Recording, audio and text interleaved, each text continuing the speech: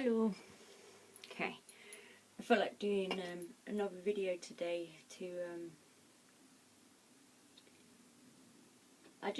I found some of the comments interesting from the last one that I did about my colour as a language, and I noticed that like quite a few guys. It's nice to have you, by the way. Hello. Quite a few guys had like commented stating that they'd never like looked at colour as a language in a way, and I just wanted to talk a bit more about it because I think it's really important, and it will really shift people's perspective of where we need to be. And I keep commenting a lot everywhere I comment about how I hear people say this in a video and this in a video, and it all links back to this root of language again and again and again and again and again. So maybe if I can talk about, hone in, zoom in a bit on my perspective, and then it applies to absolutely everything, because I travel a lot, but I also, a lot of my life I have, this is from South Africa, by the way, I love this quote, I use this a lot in my art, but yeah, because I do struggle, so like the autistic part of me, or the dyslexic, whatever, I do study like ADHD, or like all of these, there are books that they all come into different categories, and obviously a lot of us do end up in mental health because of other things, but and it does all link back to the art, so no, I always have to repeat this and stuff, but basically I started noticing that my soul, and like I felt so happy because when I travel, so what I would do, I worked in bars a lot of my life because it's the flexibility of them, and obviously I struggled with CVs and that, so I'd go into bars and I'd just talk to the manager there at the time, and they'd normally end up giving me a job because I was good at communication, because I studied like body language form, because if you're painting and someone's in a painting like this, or they're like this, or that reads the body language of like, so Simon's dancing here. So when I'm talking about colour and I read shape and form, it's because of this, because of my art. So since I was in primary school, I knew I wanted to be an artist, so I started uni early at 16, and so I was graduating uni as everyone my age was starting uni, so I had this like step up of like, I had a few more years to explore from a young age in the arts. And yeah, I went into bar work because when I was younger, obviously it was fun because I could go out and earn money at the same time. So I worked in this gay club, and they do like circus nights, and I'd get to dress up and do my makeup, and I'd normally end up doing everyone else's, so it was artistic for me.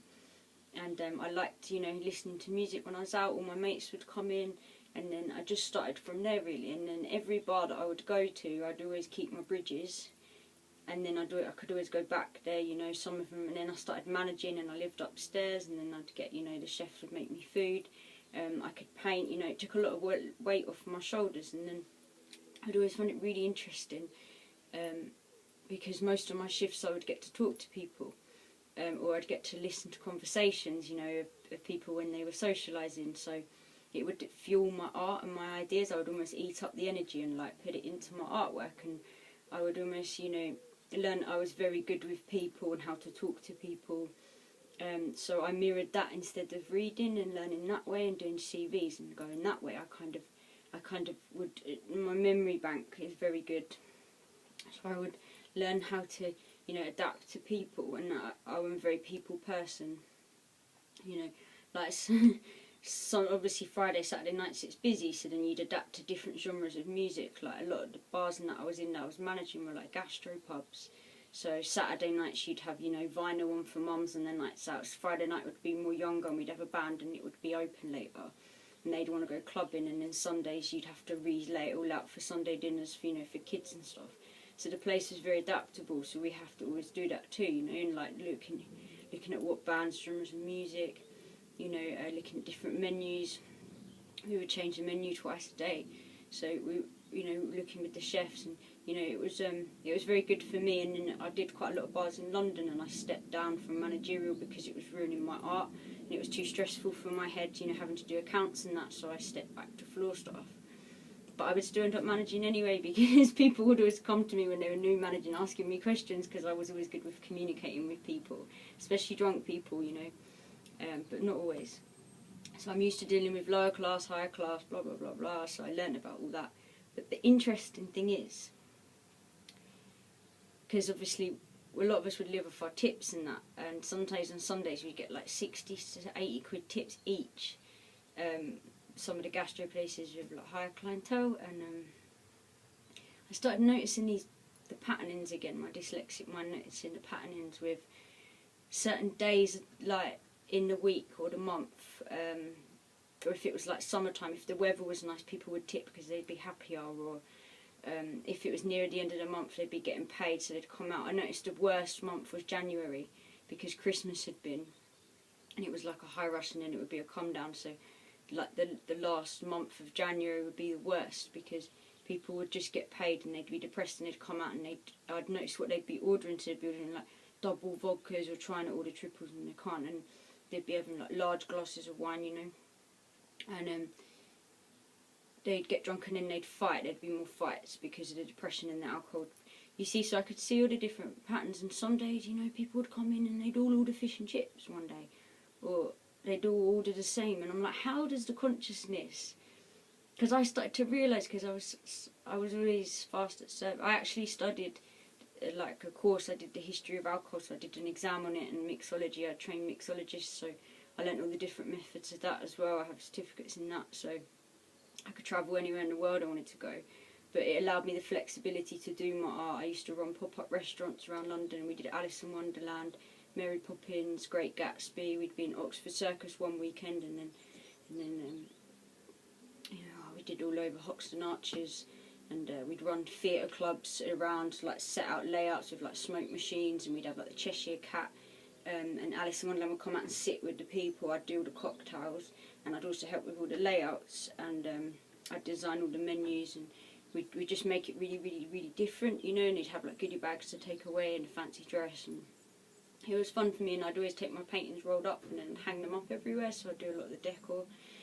This was on the weekends, so I'd work in the week in the bar, and in the weekends the pop-up restaurant. So, you know, I was always socialising and networking and taking my art here and there, and I was always learning and about people, and they would talk to me.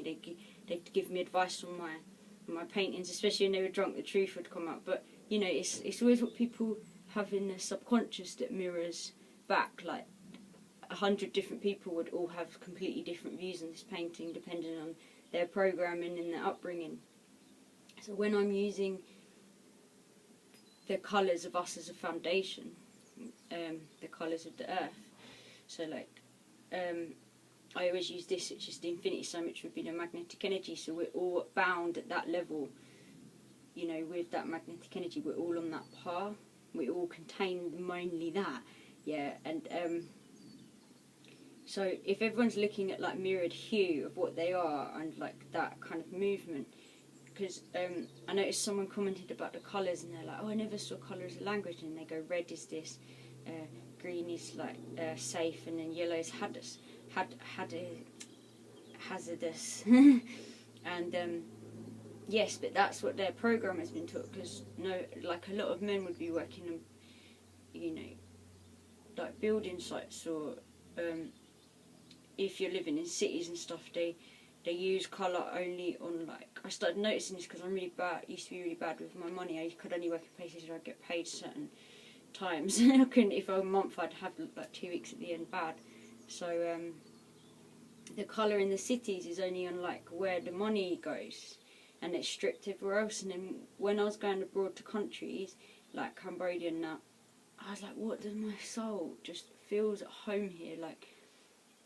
And it's the colour and the shape and form of the earth. So you're looking at the texture of it, and the shape is the same as us, you know. When you're in a city, they've stripped all of the earth and then restructured it all. So you're mirroring, you're intaking all of that. So it literally sucks people's souls away. And when I lived in London, I was a raging alcoholic. When I worked in some of the bars, you know, I was out all the time, and I could only do it for a few years at a time, then come back and go. That's why I always had to have my horses here, And this is like 20 minutes from London, so I have to come back, see my horse, ground myself, and then go back, you see. And yeah, so I've met a lot of interesting characters, and a lot of them are still around, you know. I go and see them still. And yeah, so the Gaia has shape and form. Like out in Cambodia, there's so many different genres of greens. Here, when you go out, a lot of underground isn't very happy here, and I see a lot of like thorn bushes and nettles, and they're like, you know, like a more of a like, it's almost like a protective energy, you know. That's how I read her language out there. Whereas out in Cambodia, it's all lush and it's almost like zinging. It's almost got this zing to it. Oh, I found this as well. Actually, I wanted to show this page in this book. I think we should start. I'm going to try and give out a few visuals here and there because they come to me a lot, because I live in my subconscious all the time. So when it does get crazy, it's really crazy for me. But I found this yesterday, which I thought was really cool. So it's called like the invisible energies, and this is what they got around the leaf. So if you imagine the invisible energies, the whole earth you can see has that. So in Cambodia it's all a lot more bigger than that, and London doesn't have this. Also it speaks about sand.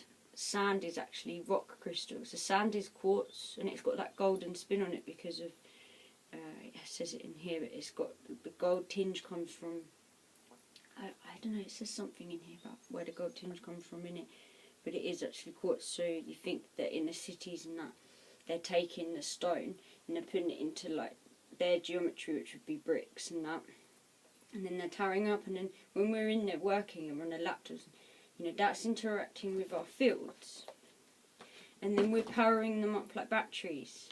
Do you understand? And they've got the creativity in these big nice theatres and these domes, and then that's powering emotion from the audiences, whatever ones they want, whatever theatre shows they put on and that. And then cinema's also doing the same thing, and then they're mining energy for like batteries for the towers they're building.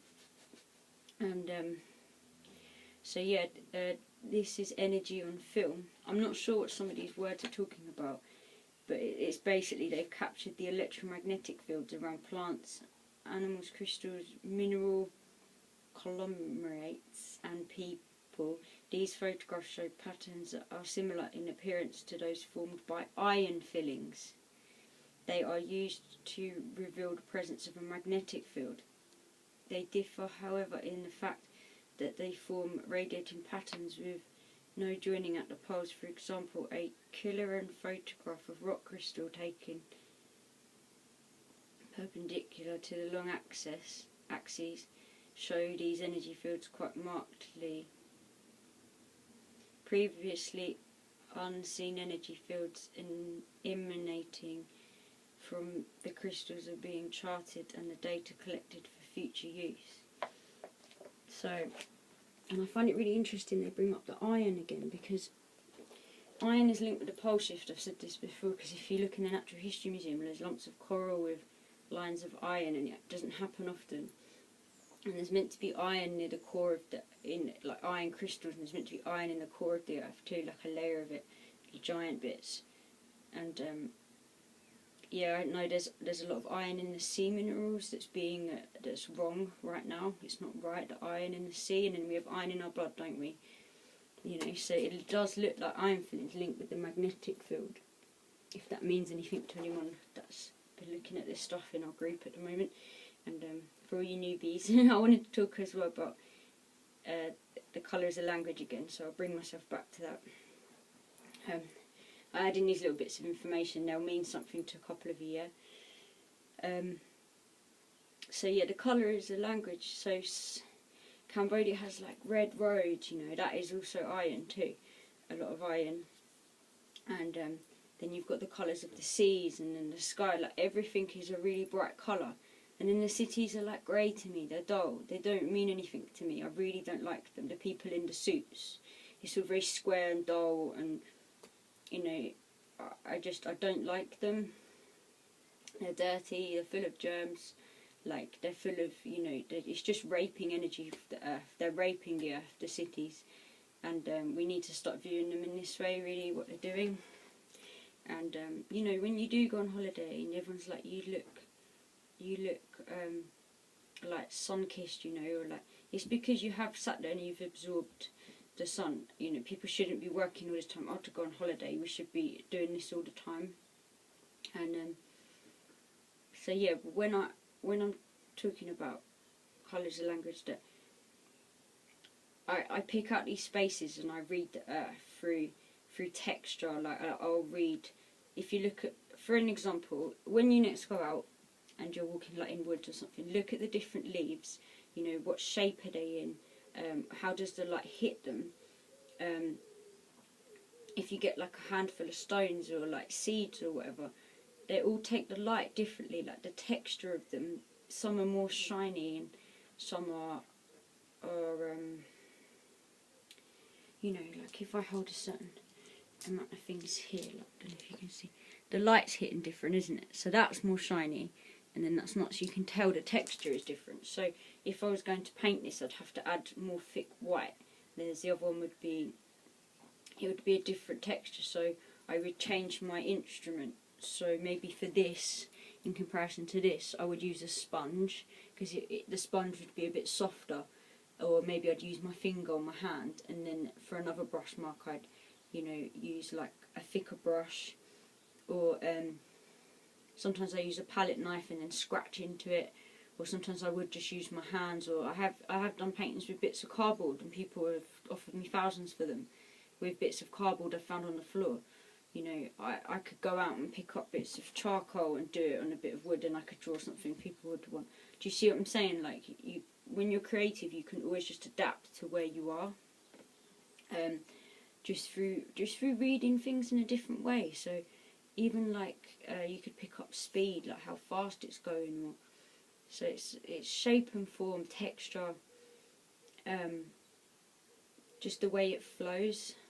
Like water, for instance, you know, you could have still lakes, and you've got sea, and then you've got rivers, and you've got waterfalls, you know, you've got rapids. Like, it's all different, but it's all the same.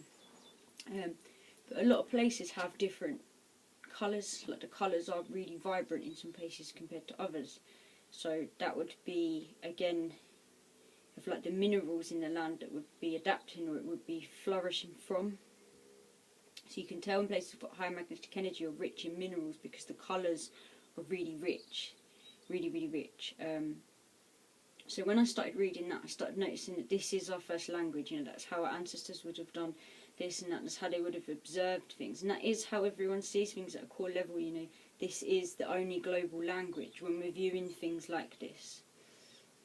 And working in hospitality, and you see people acting different, you know, to like, it is probably linked to, you know, the astrology and that, on how they're feeling at the time and the level of the consciousness. They do act, and I see it. These people don't know each other. When you're working in places like Covent Garden and that, for years, the people coming in are from all over the world. They're all different types. Some are couples, you know, some are old, a lot of them don't speak English, so I spent most of my days miming. I became really good at miming and talking to people that couldn't understand me because of the language barrier again. Nobody could understand my frequency of where I was from. No one believed I was from London. I got called Spanish, I got called Italian, from all over. I have got I'm Italian and Welsh. I'm Welsh and Italian. And one more thing I wanted to show you was my last show. So it was called Colour is a Language, and I realised since I was young I wasn't good at telling the time, and I couldn't read. I've never been able to recite the whole alphabet, so for some reason the black and white text doesn't work well with me. I can't read it very well. It moves. It doesn't stick in my memory. But colour is instant. So like when I studied the history of alcohol, the book I had to remember all these counts of like free pours and all this other stuff. It was all numbers. It was like 8 count of this alcohol, 4 count of that, and this is all like bubble 2, 3. You know, it had a mixology thing in free pouring. So all these numbers I couldn't remember. So the man running the course pulled me to one side and said, "Look, we know you're smart. You will remember this. You just need another thought process." So he helped me with dots of colour, and then a week later, I remembered everything and became like second in the class, whereas I was bottom for weeks because of the way. So he helped me understand, oh, I just need another form of programming. And then I started studying it more with my art, and obviously because I started realising how I read everything. And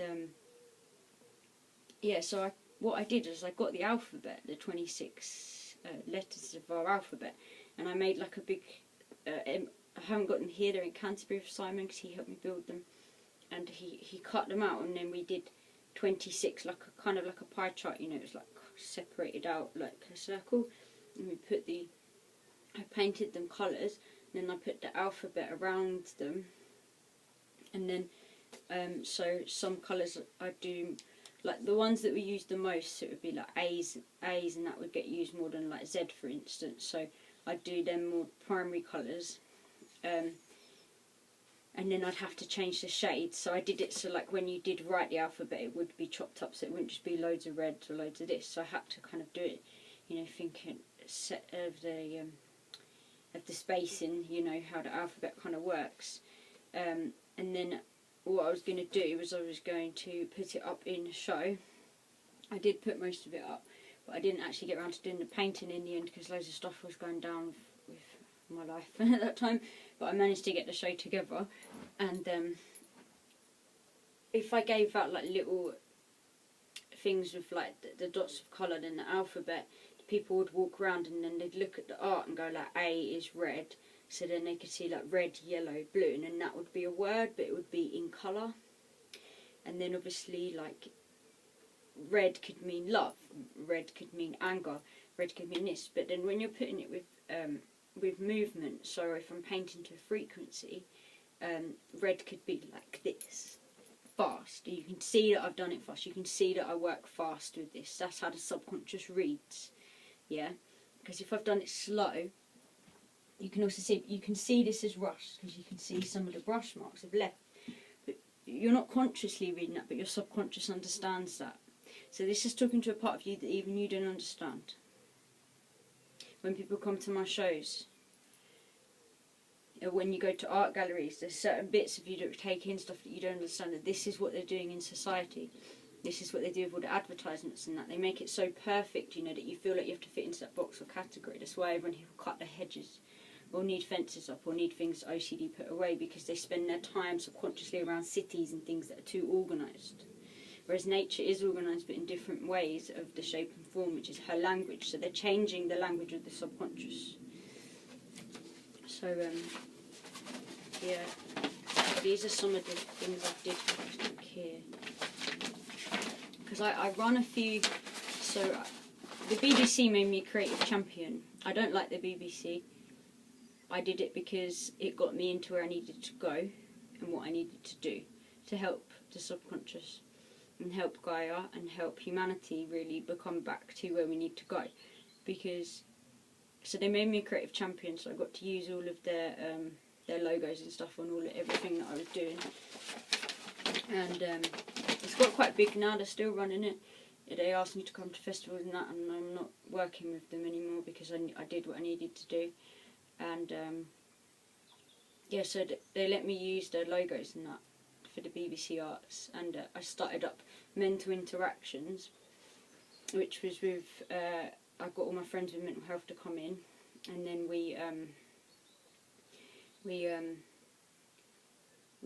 did Dispel the Stigma. So when you have like a TV series, you've got like season 1, season 2, season 3. So I was going to do the same. So I had mental interactions, and I had loads of my friends working in the pub at the time were doing like graphic design and that, so they came in and helped me, and we all joined together. And I had loads of people with schizophrenia that did like writing, that they were writers. We had people doing performance art. I knew like a couple of comedians that would, you know, perform out in Covent Garden. I knew loads of the magicians, so they were going to come up at the same night. Yeah, and this was Dispel the Stigma. So that was on basically mental health. So I was studying the soul and how these people had fragmented parts of soul and heart math and how it linked with mental health, and how it was actually a plus, and how it was linking in with, like, you know, bipolar was linking in with dyslexia and autism, Asperger's. And then I was going to do some more on, I went on the news, and that was the thing we did with that. And then it was getting so manipulated. I'm not going to go into it, I've done it in other videos. So all the stuff I'm saying I wanted to do this, I wanted to do that, I was lucky to get that space for a week. It should have cost me about 30 grand, and I got everything done for free.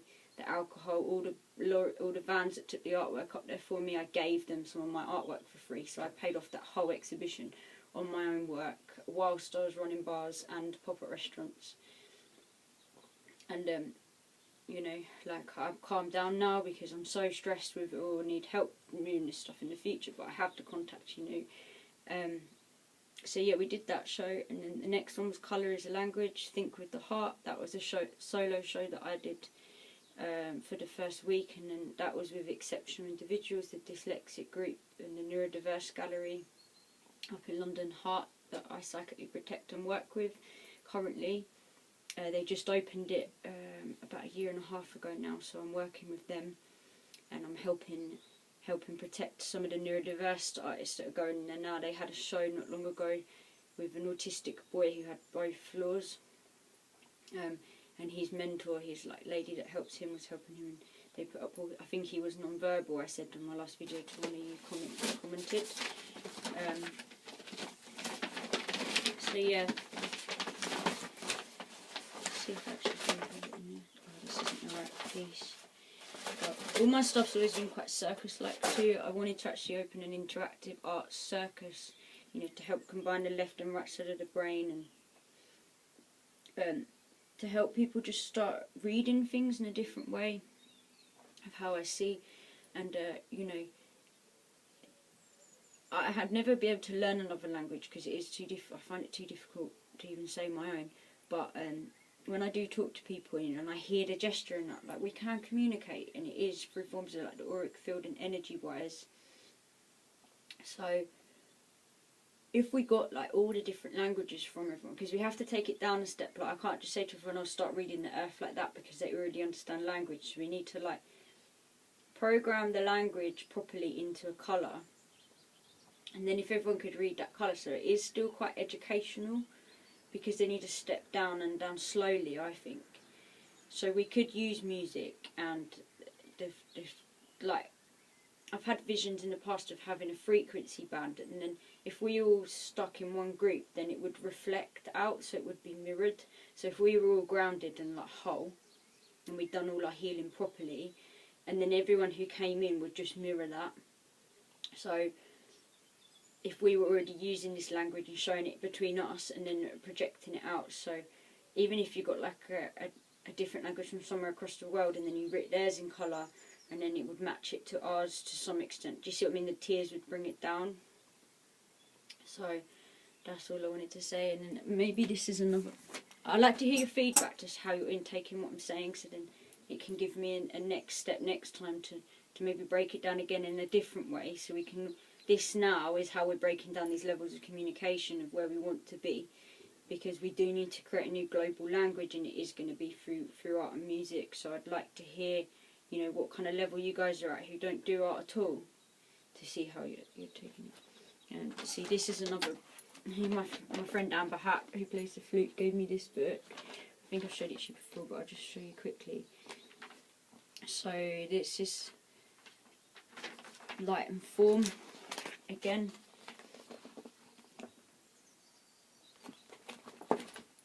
So you're creating dimensions here. It's just the same as what we are, it's just pulled out more. You see, it's just to do with where the light's hitting it and the shadow. So this is all cut. This is actually coloured. This isn't just black and white, you know. Black and white isn't just black and white too. So it's all where the light's hitting, where the angles are coming out. You know, in my work, I always work with maybe three centre points, and I'll visualise where the light is bouncing and hitting, and it will be mainly coming from within, actually, from within my work. But yeah, and then I'll work from dark to light a lot, so the last layers will always be lighter, and the last layer is always the most important, because it really brings out the little details are always most important, and that's, I always read the smaller details. Okay, so this is a good way to explain it. This bit here. So the man there, it's saying that, like, yes, the front of it is white, the front of the newspaper he's holding, but it's actually more grey in that image than the black, or the black on his t-shirt, the tone, because of the shade, you know, because of how, like, if something's closer to you, it's more in your foreground. So like my hand right now is bigger than my head because it's closer. So if I'm going to paint that, my hand needs to be bigger. So if you're painting stuff that's closer, so it's all perspective. It's all perspective. And then, yeah. I don't want to overdo it. I've gone over in this video now anyway. So, yeah. Okay, guys, that is all I've got for you today. There's so much more I want to say, but I won't make it too long because we're at 30 now. So, right. This is from Amber too, not Amber Hat. So, take a deep breath in.